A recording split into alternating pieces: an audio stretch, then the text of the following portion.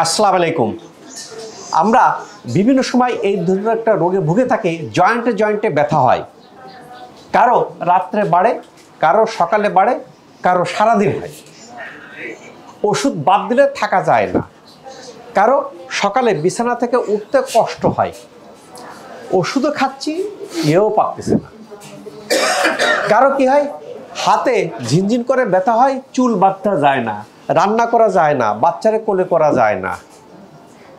আমরা অনেকেই কি করে, আমরা চেয়ারে বসে নামাজ পড়ি, নি জয়েন্ট বেন্ড করা যায় না, নি জয়েন্ট হাঁটু বেন্ড করা যায় না, ভাঁজ করা যায় না, চেয়ারে বসে নামাজ পড়ি।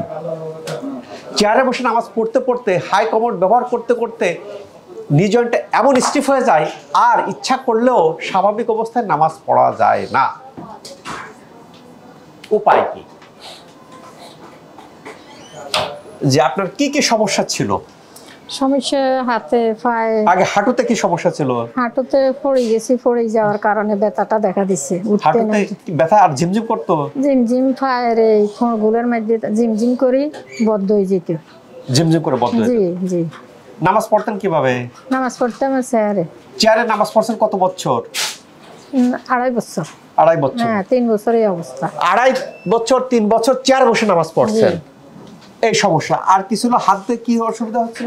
উঠাইতে পারতাম না, বাথরুমে যাইতে পারতাম না, চুল ফেলতে পারতাম না, একটা বাচ্চা নিতে পারতাম না। বাচ্চারা নিতে পারতেন না? জি না। প্রিয় দর্শক, বোঝা যাচ্ছে উনি চেয়ারে বসে নামাজ পড়তেন, যেহেতু নি জয়েন্টে ব্যথা। আর কি ঝিমঝিম করতো না, ব্যথা হতো হাঁটুতে? ঝিমঝিম করতো, হাঁটুতে ব্যথাও করতো, সিঁড়ি বেরোতে পারতাম না। সিঁড়ি বাইয়ে ওঠা যেত না? তাহলে সমস্যা কি? এরকম সিঁড়ি বাইয়ে ওঠা যায় না, অনেকেই কিন্তু আমরা ভুগে থাকি। স্যার, আমার বাসাটা 5 তলা, আমার বাসাটা 6 তলা, সিঁড়ি বাইয়ে উঠতে পারি না, কেউ সিঁড়ি বাইয়ের নিচে নামতে পারি না, ব্যথা হয়। তখন কি হয়, ডাক্তার বলে দেয় যে সিঁড়ি বাইয়ে উঠবেন না, সামনের দিকে ঝুঁকবেন না, দাঁড়িয়ে নামাজ পড়বেন না, চেয়ারে বসে নামাজ পড়বেন, হাই কমোড ইউজ করবেন, এক্সেপ্ট শশী হাসপাতাল। শশী হাসপাতাল আসার পরে যারা এই কোর্স কমপ্লিট করতেছেন, তারা উনি এই সমস্যা নিয়ে আসছেন, আসার পরে শশী হাসপাতাল ট্রিটমেন্টের পরে এখন অবস্থানটা আমরা আগে শুনি। শশী হাসপাতালে আসার পরে ট্রিটমেন্ট নেওয়ার পরে এখন হাঁটু ব্যথার কি অবস্থা? আলহামদুলিল্লাহ ভালো। ভালো। নামাজ পড়েন কিভাবে? নামাজ পড়ে এখন বিছানায় দাঁড়িয়ে স্বাভাবিক অবস্থায়? জি।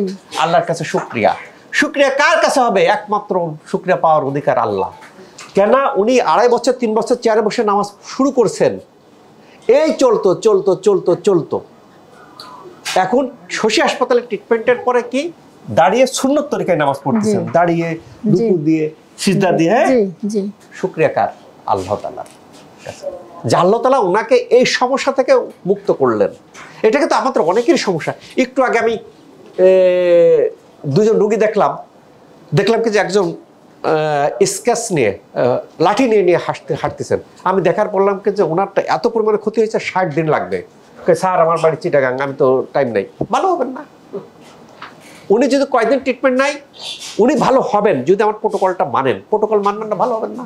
তখন বলবেন কি শশী হাসপাতালে ট্রিটমেন্ট নিচ্ছে, ভালোই না। যারা এই কোর্স কমপ্লিট করতেছে সবাই ইনার মতো ফিডব্যাক দিচ্ছে ইনশাল্লাহ। আচ্ছা, একটা বুঝলাম যে আমার হাঁটুতে ব্যথা, ঝিমঝিম করে, চেয়ারে বসে নামাজ পড়ি, এখন শশী হাসপাতাল ট্রিটমেন্ট দাঁড়িয়ে নামাজ পড়তে পারতেছি, আলহামদুলিল্লাহ। দ্বিতীয় নম্বর সমস্যা কি? হাত দিয়ে চুল ধরা যায় না, বাচ্চারা কোলে করা যায় না, সেটার কি অবস্থা? সেটাও ভালো আছে। এখন কি মাথায় হাত দেওয়া যায়? হাতে একটু দেখান। জি, দেখান। জি জি। বাচ্চারা কোলে করা যায়? বাচ্চা এখন নেই। এখন নেই নাই, বাচ্চা নেই নাই। প্রিয় দর্শক, সহজ সরল মানুষ, সহজ সরল স্বীকারোক্তি। ট্রিটমেন্ট নেছেন, ইয়ে করতে পারতেছেন, বাচ্চারাও কোলে করতে পারবেন, ইয়েও করতে পারবেন। অনেকে বলে স্যার, আমি তো এইরকম জটিলতা আগের মতো করতে পারবো না। সব পারবেন।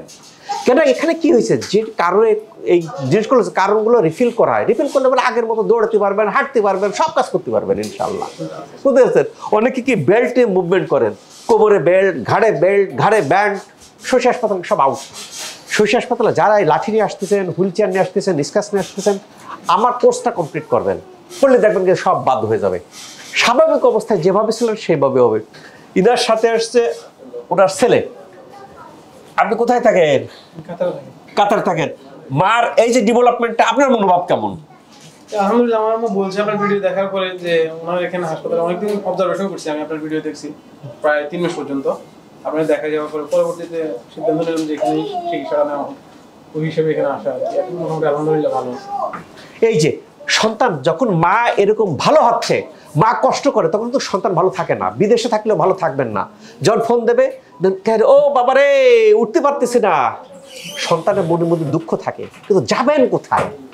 যাবেন বিদেশে, বড় ডাক্তারের দেখাবেন, এই দেখাবেন, ওই ব্যথার ওষুধ প্রেসক্রিপশন দেখবে, দেখে এই ওষুধ বাদ দিয়ে আরেকটা ওষুধ দেবে। অনেক রোগী আসে কয়ে যে স্যার আমার তো ভালো করে দেখলেন না, আমার 22টা ফাইল, আমার 50টা ফাইল, আমার দেখার প্রয়োজন নাই।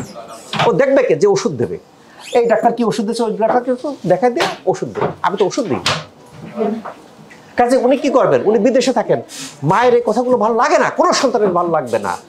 যখন বিদেশ থেকে ফোন দিচ্ছে, চেয়ারে বসে নামাজ পড়তেছেন, উঠলেই ব্যথা হচ্ছে, বা ফোনের মধ্যে একটু কষ্ট প্রকাশ করতেছেন, থাকেন যাবো কোথায়? কোথা থেকে আমার মায়ের এই ব্যথা মুক্ত থাকবো? আর অনেকের মনের মধ্যে থাকে যে আমি চেয়ারে বসে নামাজ পড়তেছি, আল্লাহ যদি আমার তৌফিক দেয় দাঁড়িয়ে সুন্নত তরিকায় নামাজ পড়তে পারতাম, অতই না ভালো হতো। কিন্তু আমি এখানে যাচ্ছি, ওখানে যাচ্ছি, বিদেশে যাচ্ছি, সব জায়গায় একই ওষুধ, ইনজেকশন, সার্জারি, এই, বাট রেজাল্ট আসতেছে না। চেষ্টা তো ত্রুটি করেন নাই, এক্সেপ্ট শশী হাসপাতালের সমস্যাটাকে যেহেতু ভিতর থেকে ভালো করা হয়, সময় লাগে, ধৈর্য লাগে। এই ধৈর্য ধারণ করে যারা নেছে সবাই বেরিয়ে আসতেছেন। কারো কারো আমি যে কোর্স দিচ্ছি কারো কারোর থেকে বেশিও লাগতে পারে। কেন ভাই, ভবিষ্যতের বাণী একমাত্র আল্লাহ তাআলা ছাড়া তার কেউ জানে না। তাহলে আমি কিভাবে ভবিষ্যতে কথা বলতেছি এতদিনে ভালো হবে? আল্লাহর উপর অগাধ ফেদ। আর এত রোগী দেখতেছি, রোগী যতগুলো ভালো হচ্ছে তার উপর আপনার এটা দেখে আমি কথাগুলো বলি। অনেক রোগী আগেই ভালো হয়ে যায়, অনেক রোগীর আমি যেটা বলতেছি তার থেকে বেশি লাগে। কেন এগুলি ভালো হওয়ার ক্ষেত্রে যে যেখানে আপনার হাড় ক্ষয় হয়ে যাচ্ছে, জেলি বেরিয়ে যাচ্ছে, সেইগুলোকে রিফিল করা হয়। রিফিল করে অটোমেটিক ভালো হবেন। সেক্ষেত্রে লাইফস্টাইল ফলো করা হয়, আকুপাঞ্চার, অনেক রকম ট্রিটমেন্ট দেওয়া হয়। ভালো না হয় উপায় নাই। আপনি যদি অ্যাডামেন্ট থাকেন যে আমি এই ব্যথা থেকে ভালো হব, ইনশাল্লাহ হবেন। সেটা আমি হয়তো আপনাকে 60 দিন দিচ্ছি, 70 দিন লাগতে পারে, 90 দিন লাগতে পারে, টাইম বেশি লাগতে পারে, কিন্তু আপনি ভালো হবেন। কেন আপনার ক্ষতিগ্রস্ত অনেক। আমি ব্যাড লাইফস্টাইল কারণে আমি হেলদি লাইফস্টাইল ফলো করে না, সারা জীবন টক্সিন খাইছি, ইনফ্লামেশন করতে করতে করতে করতে আমার বডির মধ্যে ঘুরে গেছে কি ইনফ্লামেশন, টক্সিন। বাইরে এইগুলো দূর করতে করতে টাইম লাগবে। বিদেশ থেকে আসতেছেন, স্যার আমার অত টাইম নাই স্যার, এই কয়েকদিনে ভালো করে দেন। ভালো করার মালিক আল্লাহ। আপনার ভালো হবে কিনা ডিপেন্ড করে আপনার বডির উপর। আমরা তো চেষ্টা করতেছি, চেষ্টা অব্যাহত রাখি। কেন আমরা তো চাই যে দেশে বিদেশে এরকম ছড়িয়ে পড়ুক, বিনা ওষুধে ভালো হচ্ছে।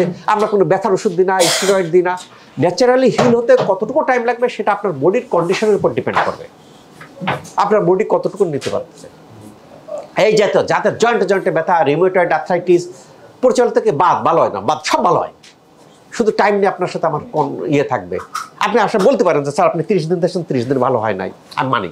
আপনি 60 দিন দিয়েছেন, 60 দিন ভালো হয় নাই, তাহলে কি করতে লাইফস্টাইলটা মডিফিকেশন করে আসে আবার নিতে হবে। যদি অ্যাডামেন্ট থাকেন যে ইনশাল্লাহ আমি ব্যথা মুক্ত, আমি লাইফ লিড করবো, ওষুধ মুক্ত লাইফ লিড করবো, সম্ভব। আল্লাহ পাক আমাদের সবাইকে ভালো রাখুক এই প্রত্যাশায় আমি ডক্টর শহীদুল ইসলাম।